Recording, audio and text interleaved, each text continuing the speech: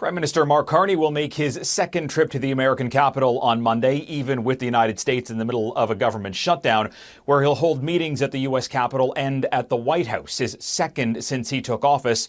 And it comes at a moment where trade tensions between the two countries remain at a steady boil. Joseph Steinberg's a professor with the University of Toronto's Economics Department. Great to chat with you this morning, Joseph. We don't know the exact details of the Prime Minister's agenda, but the free trade agreement between Canada, the U.S. and Mexico, which is up for review next summer, will likely be a part of the conversation. Now, the U.S. ambassador to Canada has said an extension isn't likely, but that doesn't mean that USMCA or CUSMA is ending, correct?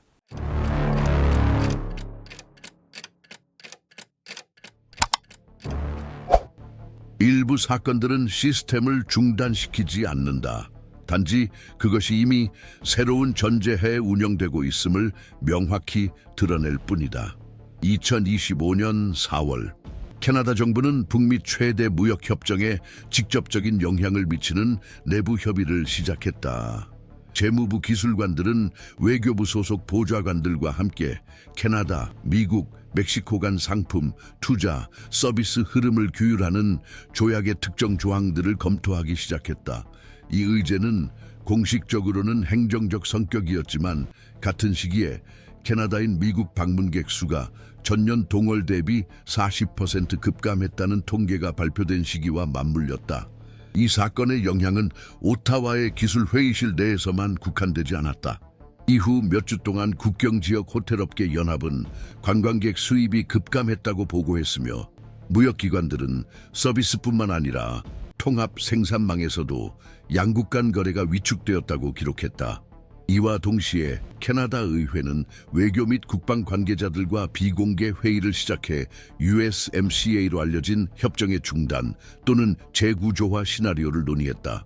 외교 소식통들이 아직 탐색 단계라고 설명한 이 움직임은 더 큰 의미를 지닌 제스처와 맞물렸다. 바로 캐나다가 2,410억 달러 규모의 유럽 공동방위 프로그램에 공식 참여한다고 발표한 것이다. 이 협정은 브뤼셀에서 수개월간 진행된 협상 끝에 체결되었다. 이러한 제도적 메시지는 국제 관측자들의 눈길을 피할 수 없었다. 3개월도 차에 되지 않아 캐나다는 기술적, 경제적, 전략적 의지를 표명하며 무역 의존축을 재편하려는 움직임을 보였는데 이는 미국과의 거의 자동적인 수렴이라는 역사적 패턴을 깨는 것이었다. 이는 도널드 트럼프 대통령이 권력 복귀 후 캐나다 제품에 25% 관세를 재도입하고 캐나다를 51번째 주로 합병할 것을 공개적으로 제안하며 미국 영토에서 30일 이상 체류하는 캐나다 시민에 대해 의무적 등록 및 지문 채취를 포함한 새로운 입국 절차를 도입하는 등 일련의 적대적 제스처를 취하는 가운데 이루어졌다. 양국 시민단체의 비판을 받은 이 조치는 외교관들에 의해 역사적 동맹국에 대한 대우의 격화로 해석되었다. 한편 2025년 3월 연구기관들이 발표한 자료에 따르면 캐나다 인구의 60% 이상이 적어도 다음 해까지는 미국 여행을 피할 계획이라고 밝혔다. 전략적 경제 분야 대표자들이 목소리를 내기 시작했다. 알래스카의 헤인스시를 비롯한 국경 지역에 위치한 미국 도시시장들은 캐나다인의 일일 유입에 의존하는 지역 경제가 붕괴될 것이라고 공개적으로 경고했다. 4월부터 이러한 부작용은 단순한 예측을 넘어 지역 경제 영향 보고서에 포함되기 시작했다. 뉴잉글랜드 관광협회의 조사에 따르면 호텔업계 일부는 이미 여름철 예정된 채용을 중단한 반면 레스토랑 체인들은 국경 도시에서 매장 폐쇄를 보고했다. 그러나 위기의 진원지는 무역에서 조약의 제도적 구조로 옮겨갔다. 캐나다 기술 관료들은 2026년 7월 1일로 예정된 조약 의무적 재검토를 심층 재협상 또는 탈퇴를 위한 공식적 창구로 활용할 가능성을 공개적으로 논의하기 시작했다.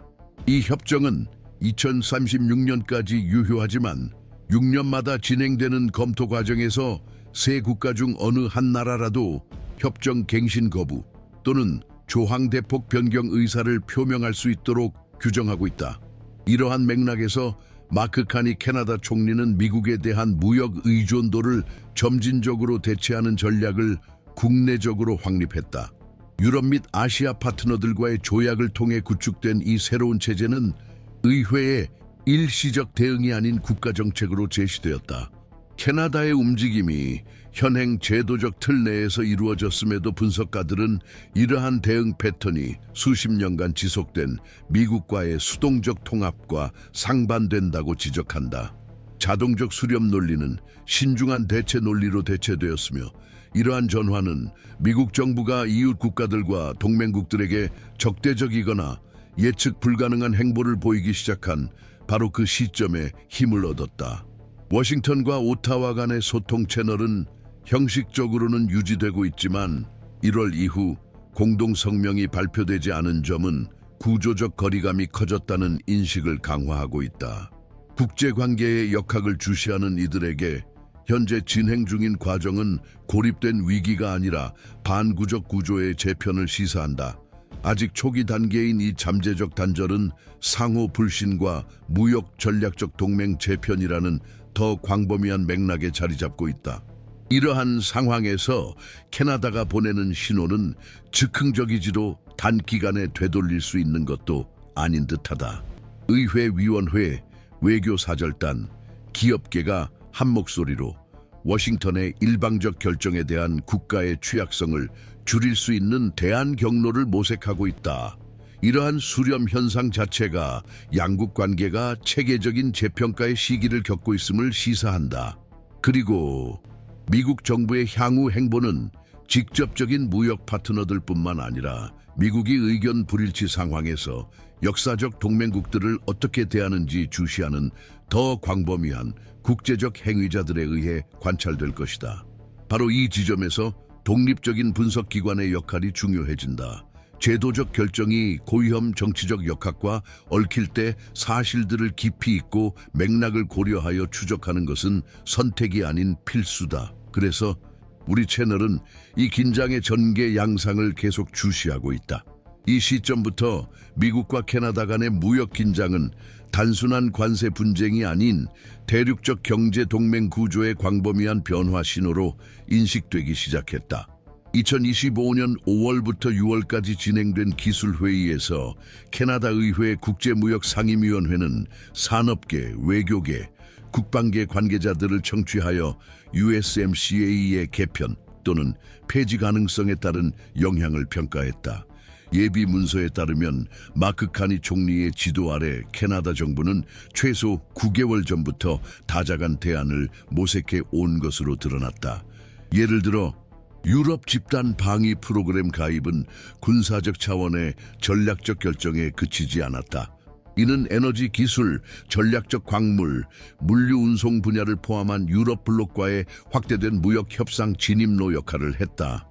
브뤼셀의 외교 소식통에 따르면 캐나다의 참여는 바로 이 나라가 제도적 예측 가능성과 다자간 규칙에 대한 안정적인 준수를 추구한다는 인식 덕분에 용기해졌다. 이후 다른 메커니즘들이 가동되기 시작했다. 캐나다 무역당국은 일본, 한국 등 아시아 파트너들과의 대화를 강화하며 양자 공급 및 수출 협정에 초점을 맞췄다.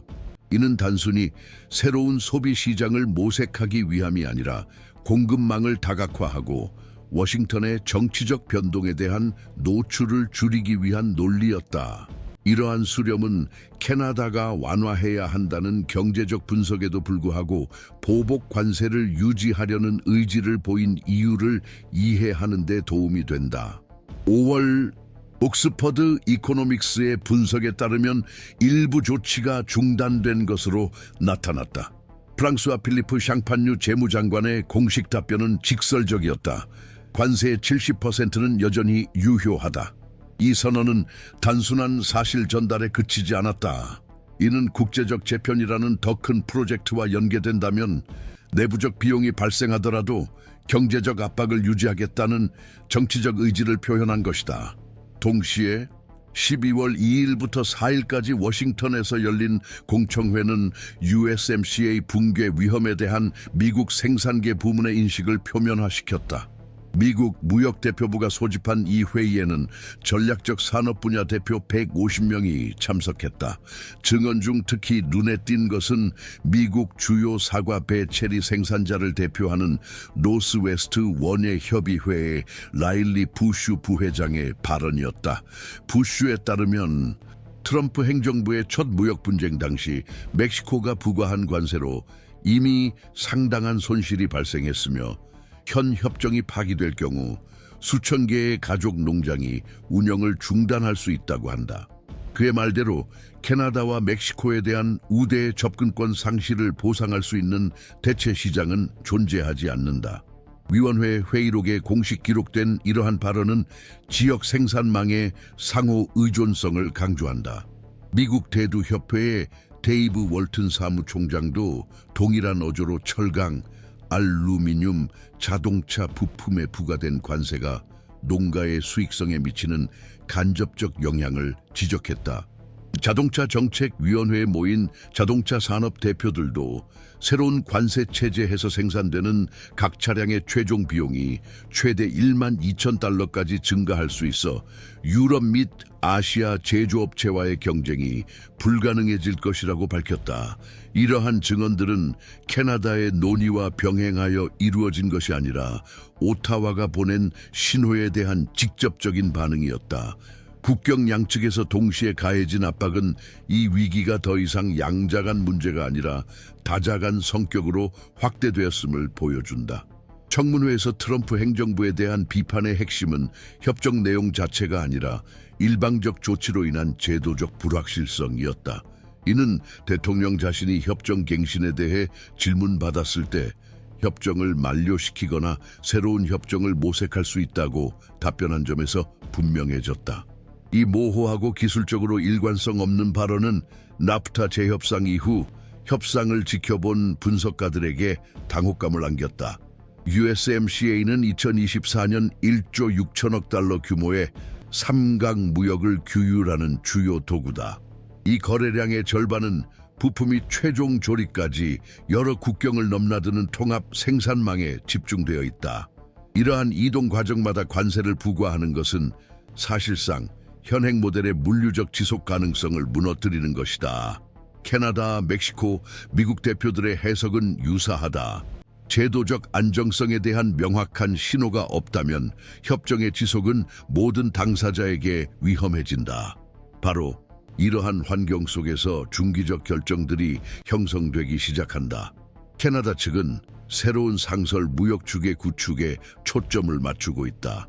미국 측은 내부 압력으로 이미 내려진 결정을 뒤집으려 하고 있다.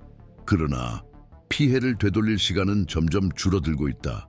USMCA 의무적 재검토 일정은 엄격한 기한을 정하고 있다. 7월까지 어느 당사국도 재협상을 요청하지 않으면 협정은 유효하게 유지된다. 그러나 한 국가가 탈퇴나 근본적인 변경을 선택할 경우 전체 구조가 재논의 단계에 들어가며 즉각적인 제도적 결과가 발생한다.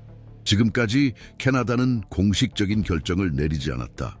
그러나 누적된 제스처 합의 성명들은 아직 되돌릴 수 있지만 미국 정부의 변화 신호를 요구하는 방향을 시사한다. 그리고 이러한 신호는 지금까지 나타나지 않았다.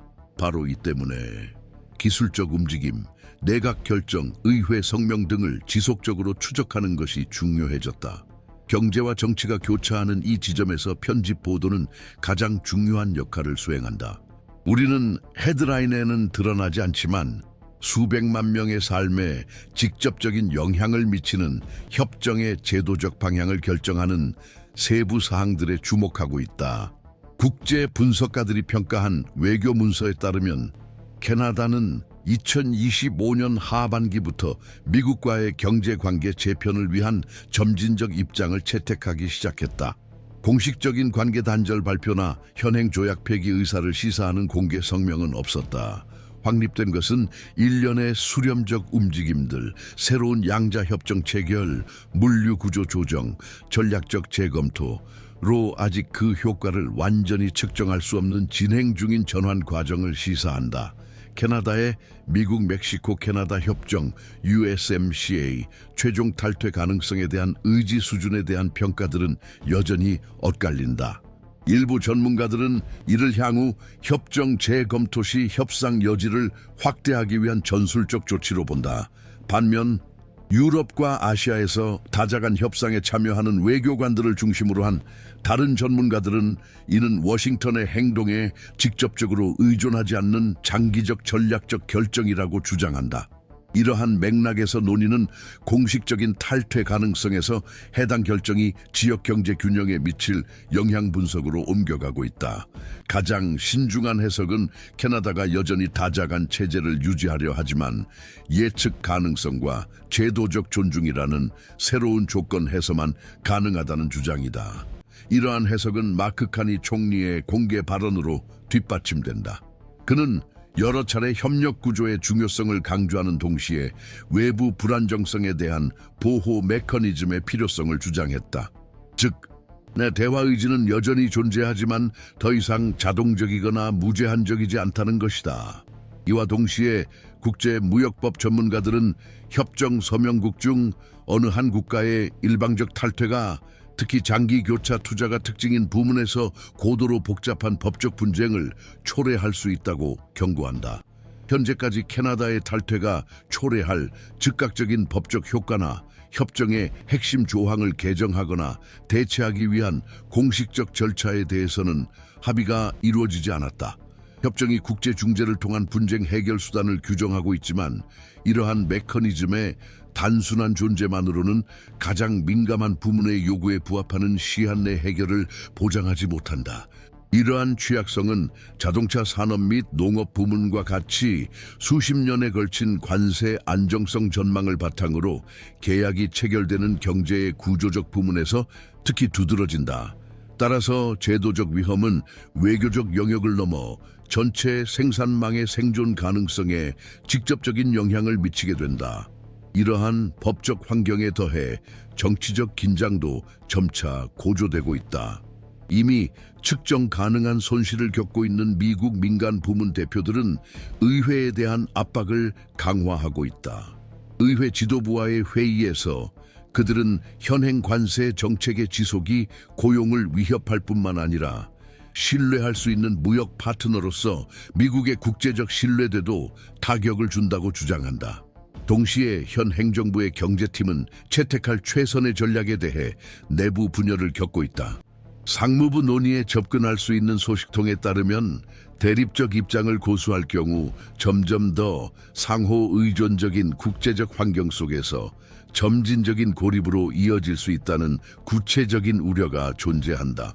이러한 불확실성 속에서 2026년 7월 1일이라는 날짜가 핵심적인 의미를 지닌다.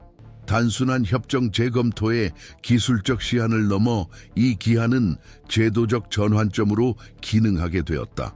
이 시점에 따라 협정의 형식적 지속 여부뿐만 아니라 향후 수십 년간 미국이 행사하려는 리더십의 유형에 대한 신호도 결정될 것이다. 내려지는 결정 또는 결정 부재에 따라 다른 국가들은 역사적으로 워싱턴과 연관된 다자주의 체제에 대한 자신들의 입장을 재평가할 수 있다. 이러한 연쇄적 재편 가능성 때문에 현재 시점이 특히 중요하다. 백악관의 명확한 신호 부재와 오타와의 전략적 예측 가능성 사이의 불균형은 다른 강대국들에게 미국의 제도적 취약성을 보여주는 증거로 해석될 수 있다. 조약이 갱신되더라도 그 조건은 원래의 협정 내용을 그대로 재현하기 어려울 것이다. 또한 캐나다가 형식적으로 잔류하기로 선택하더라도 최근 몇 달간 체결된 양자 협정들은 캐나다 경제 구조에서 미국의 중심성을 약화시키는 병행적 동맹 네트워크를 구축하고 있다. 유럽 및 아시아 연구센터들이 자문한 분석가들은 이러한 점진적 분권화 과정이 현재 유사한 수준의 경제적 의존도를 겪고 있는 다른 국가들에게 참고 사례가 될 것이라고 지적한다. 이러한 관점에서 캐나다 사례는 대륙적 차원을 넘어 갑작스러운 단절 없이 제도적 확고함을 바탕으로 의존 관계를 재설계하는 모범 사례로 기능한다. 장기적인 관점에서 가장 지속적인 효과는 협정 탈퇴 자체가 아니라 무역 파트너십이 더 이상 지리적 근접성에만 의존하지 않고 무엇보다 정치적 신뢰성에 의존하는 새로운 패러다임의 확립일 것이다. 최근 움직임이 보여주듯 이 변수는 핵심적인 요소가 되었다. 미국이 이 사건을 어떻게 처리할지는 동맹국과 경쟁국 모두의 주목을 받을 것이다. 여기서 걸려있는 것은 특정 협정뿐만 아니라 체계적 불안정성 속에서 미국의 무역 거버넌스 모델 자체이다. 따라서 국제 질서의 제도적 구조가 나아갈 방향을 이해하기 위해서는 이 과정의 각 단계를 주의 깊게 관찰하는 것이 필수적이다.